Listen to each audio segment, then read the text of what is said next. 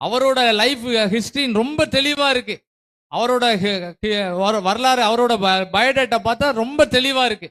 அவர் நல்ல உத்தமனா இருந்திருக்கிறாரு, வேற சன்மார்க்கனா இருந்திருக்கிறாரு, தேவனுக்கு பயந்து இருந்திருக்கிறாரு. பொல்லாப்புக்கு ஜெப நேரத்திலே நம்ம நல்லா ஜெபிக்கணும்.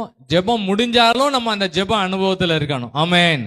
கிறிஸ்தவ வாழ்க்கை நடைமுறையில கொண்டு வரணும். இப்ப பேசுறது ரொம்ப லேசா இருக்கும், கேட்கறதும் நல்லா இருக்கும். அதுக்கு பிறகு நடைமுறையில் அதெல்லாம் கொண்டு வரணும். இந்த ஜெபம் முடிஞ்சு வீடுகளுக்கு போன பிறகு அங்க பலவிதமான சூழ்நிலைகள் வரும். என்ன செய்யணும் தெரியல, அப்படி இப்படி நிறைய கேள்விகள் வரும். இங்க கேட்ட வசனங்களை வீடுகள்ல நம்ம அதை அப்ளை பண்ணணும். நம்ம வேலை செய்யற இடங்கள்ல அப்ளை பண்ணணும். நடைமுறை கிறிஸ்தவ வாழ்க்கையை கொண்டு வரணும். யோபு நடைமுறை கிறிஸ்தவனா இருந்திருக்கிறார். ஆமென். பேசுற கிறிஸ்தவனா இல்ல, நடைமுறையில கொண்டு வந்திருக்கிறார். இதெல்லாம் ஜோமண்டு போன பிறகு வீட்டுல ஆண்டவர் நிறைய டெஸ்ட் வைப்பாரு. குவார்டர்லி, ஆஃப் இயர்லி மாதிரி வீட்டுல நிறைய டெஸ்ட் வைப்பாரு. அந்த டெஸ்ட்ல எல்லாரும் பாஸ் ஆகணும். ஆமென். யாராவது என்ன செய்யணும் தெரியலன்னு சொன்னா நம்ம சொல்லணும், ஜோம் பண்ணுவோம், கர்த்தர் அற்புதங்களை செய்வார்னு சொல்லணும். ஆமென். வீட்டுல நிறைய டெஸ்ட் வைப்பாரு. நான் சண்டையே போட மாட்டேன் அப்படின்னு சொல்லிட்டு வீட்டுக்கு போனீங்கன்னா அன்னைக்கு தான் பயங்கரமான போராட்டம் அங்கிருந்து வரும். பலவிதமான கருத்துக்கள் வரும். நம்மளால அதை நிக்க முடியாது. யோபு தன் வாழ்க்கையில நடைமுறையில கிறிஸ்தவனா இருந்திருக்கிறார். ஆமென். சத்தம் வர மாட்டேங்க. ஆமென் சொல்லுங்க. இந்த ஜெபம் முடிஞ்சவொன்னு எல்லாருக்கும் டெஸ்ட் வைப்பாரு, ஒரு தேர்வு வைப்பாரு, விசுவாச பரீட்சை வைப்பாரு. அந்த பரீட்சையில யோபு பாஸ் ஆயிட்டார். எப்படி பாஸ் ஆனாருன்னு சொன்னா, அவர் வீட்டுல அவங்க அம்மா, அவங்க ஒய்ஃப் சொன்னாங்க, ஏன் இன்னும் ஜெபம் பண்ணிட்டு இருக்கீங்கன்னு சொல்லும் போது அவர் அந்த டெஸ்ட்ல அவர் பாஸ் ஆயிட்டார். என்ன கேள்வி வச்சாங்க?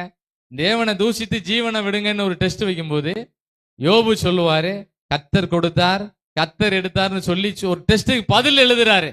அந்த பதில் அவருக்கு 42வது அதிகாரத்துல பயங்கரமான ரிசல்ட்டா மாறிட்டு. ஆமென். எல்லாரும் ஜெபம் பண்ண பிறகு நடைமுறையில நிறைய டெஸ்ட் ஆண்டவர் வைப்பாரு. அந்த டெஸ்ட்ல நம்ம எல்லாரும் பாஸ் ஆகணும். அல்லேலூயா.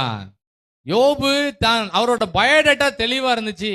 உங்களை பார்த்து யாராவது ரட்சிக்கப்பட்டிருக்கீங்களான்னு கேட்டா நீங்க சொல்லணும், ஆமா நான் ரட்சிக்கப்பட்டிருக்கேன், நான் இந்த வருஷம் ரட்சிக்கப்பட்டேன், நான் மனம் திரும்ப இருக்கிறேன், நான் பரிசுத்தாவியை பெற்றிருக்கேன்னு சொல்லக்கூடிய அளவுக்கு எல்லாரோட டேட்டாவும் கிளியரா இருக்கணும். அப்படி யாராவது எனக்கு இப்படி இல்லைன்னு சொன்னா ஜெபம் பண்ணி, இன்றைக்கே ரட்சணை நாள், இன்னைக்கே அணுக்கிற காலம், இந்த மீட்டிங்ல நீங்க ரட்சிப்புக்காக ஜெபம் பண்ணி, ஆண்டவரே நான் ரட்சிப்பு நிறைவேற பிரயாசப்படணும் ஜெபம் பண்ணுங்க. கர்த்தர் நம்மை நல்லா நடத்துவார். ஆமென். கை வைத்தீங்களா? ஆமென். யோபுவோட பின்னாட்கள்ல நல்லா இருந்தது காரணம், யோபுவோட பயோடேட்டா ரொம்ப கிளியரா இருக்கு. அவர் வீட்டுல இருந்தாலும் அவர் உத்தமனா இருக்கிறாரு, தொழில இருந்தாலும்